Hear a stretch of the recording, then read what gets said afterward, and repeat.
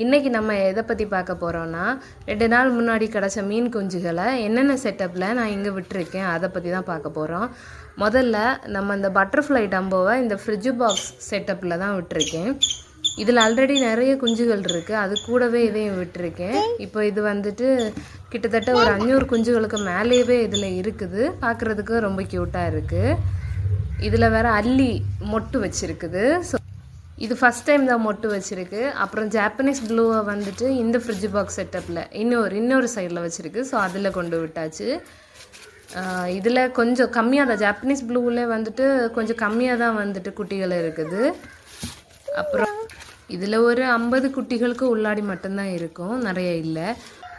இது வந்து பிளாட்டினம் குஞ்சுகளை வந்துட்டு இங்கே வச்சுருக்கோம். இது ரொம்ப சின்ன குஞ்சு, ஸோ இதை வந்து இந்த டப்பில் தான் வச்சுருக்கோம். இதோட முந்தின ஸ்டேஜ் அதை இந்த டப்பில் வச்சுருக்கோம். இனி தான் இது ஃப்ரிட்ஜ் பாக்ஸில் விடும்.